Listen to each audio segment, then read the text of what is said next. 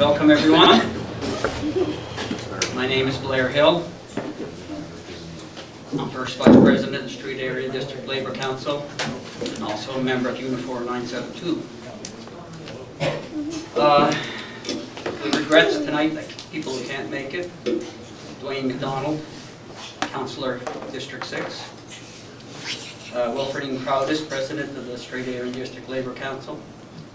Tony Tracy, Representative of the Atlantic Region for the CL Canadian Labour Congress. Minister Kelly Regan, Department of Labour and Advanced Education. Randy DeLaurie, MLA for Antigonish, and Mayor Carl Chisholm, Town of Antigonish. On April 28th, Nova Scotia joins the rest of Canada and more than 80 countries worldwide to remember those who died, were injured, or became ill at work.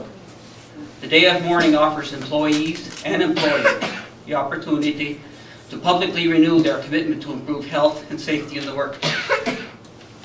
In 2013, just over 25,000 Nova Scotians were injured on the job, with a few more than 6,300 of them injured seriously enough to lose time from work.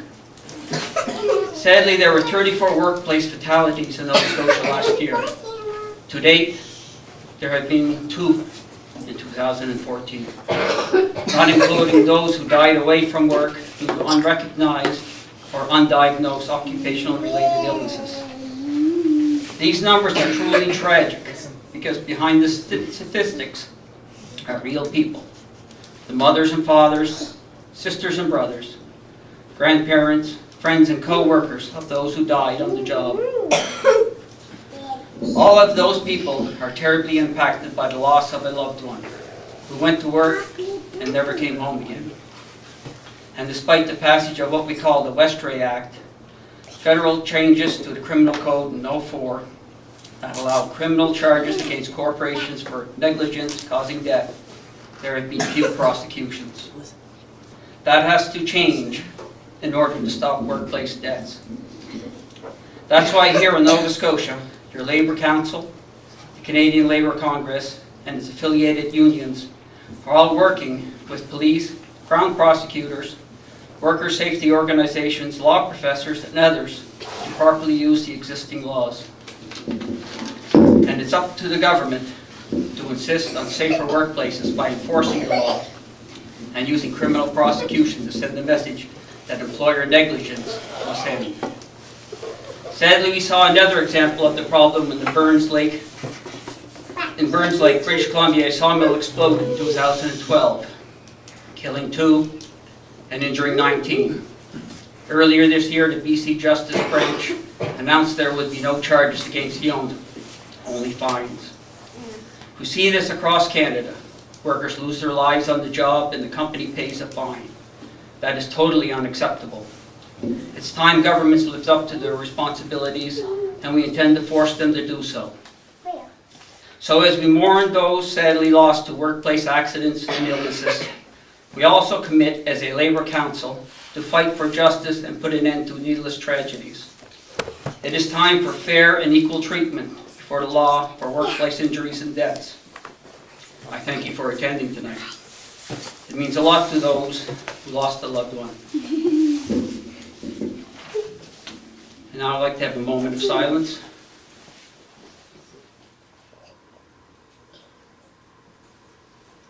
Thank you. And now I'd like to introduce Nova Scotia Federation of Labour Vice President, Representative of Workers of Colour and Aboriginal Peoples, Jason MacLean of Nova Scotia, GEU, NSGEU. Good evening, sisters and brothers. I just want to let you know that I'm honored to be here again this year as I was here last year. And I've been working as a representative of workers in Nova Scotia for the majority of my work life. And on this 30th day of mourning, I'm sad to say that progress has been made, but we have so much more to do. As emotional and difficult this day may be in remembering and paying tribute to those who have died because of work, it is also critical to keep the issues and concerns in the workplace at the top of the political agenda. Workplace safety is a serious issue in Nova Scotia. In 2013, over 25,000 Nova Scotians were injured on the job, with more than 6,000 injured, 6,000 of them serious enough to lose time from work. Sadly, there were 34 workplace fatalities in Nova Scotia last year. And as you've already heard, there's been 2 so far in 2014, which is a shame. And this not include the many others who died away from work from the unrecognized and undiagnosed occupational related illnesses. And my thought is, as I'm sure is yours, with the families and co-workers of the 34 Nova Scotians who did not come home in 2013, the healing is long and the memories are forever. When tragedy hits, it hits us all, because we collectively live in the shadow and the fear of dangerous workplaces. Now more than ever, it's a time to reinforce the need for change. Since May 1992 to today, 582 workers have died in Nova Scotia at or because of work. It begs the question, what have we learned from the Strait disaster? The statistics are a compelling reminder that clearly more needs to be done to protect workers and to ensure that they are able to return home at the end of their day. Working together, we can make a difference, but we must, each of us, commit to that goal. Since 2004, at every day mourning ceremony and every other opportunity, we talk about how hard the labor movement fought to win approval in Parliament for the Strait Bill, Bill C-45, which amended the Criminal Code of Canada to criminally prosecute and jail employers who don't protect the lives of their employers. With the passing of Bill C-45 in 2004, Canada has some of the strongest health and safety laws in the world, but yet they are not used enough or fully embraced. It is time for negligent corporations, directors, executives to be held criminally accountable for the serious injuries and deaths of workers. We want the government in Nova Scotia to utilize the Strait law to achieve this.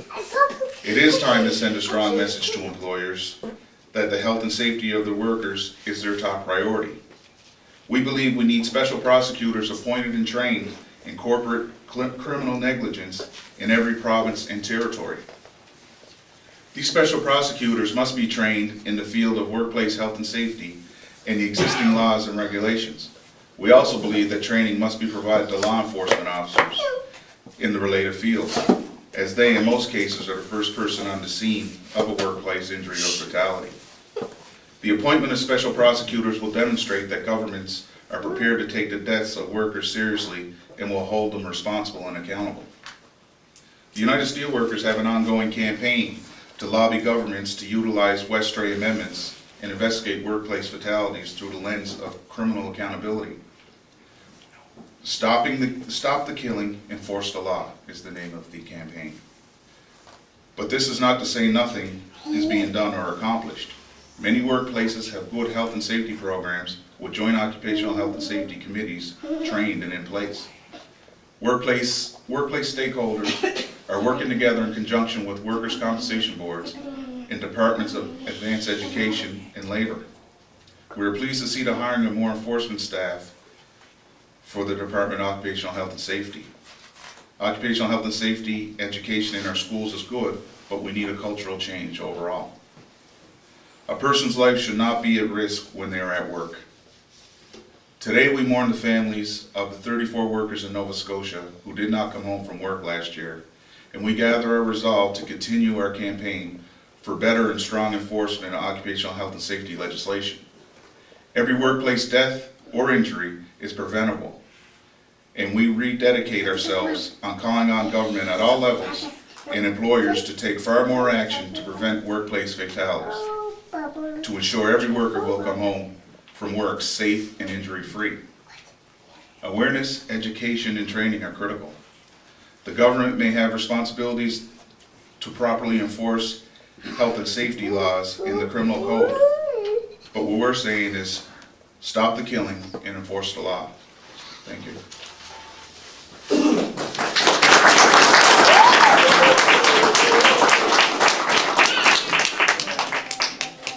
I would now like to introduce Suzanne to President of the Cape Breton District Labour Council, Nova Scotia Federation of Labour General Vice President representing youth, Suzanne MacNeil. Thank you, brother. I'm just here to bring some quick greetings on behalf of the Cape Breton District Labour Council. This is often an emotional day for many of our families and for workers on this island.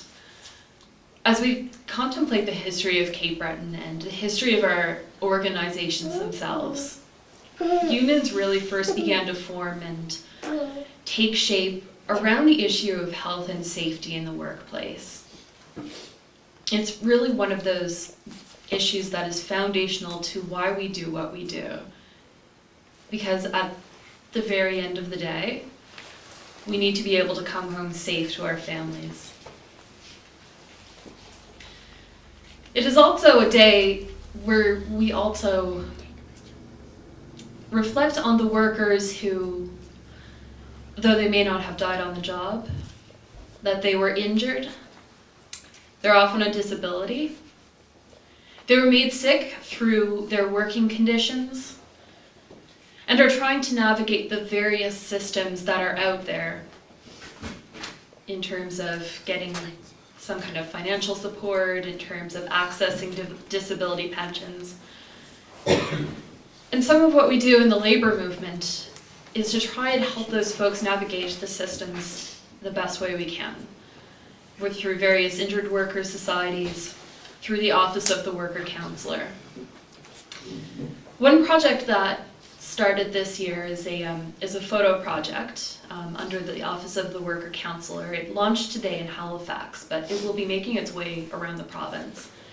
It is a photo essay documenting a number of injured workers and the struggles that they face after their injury.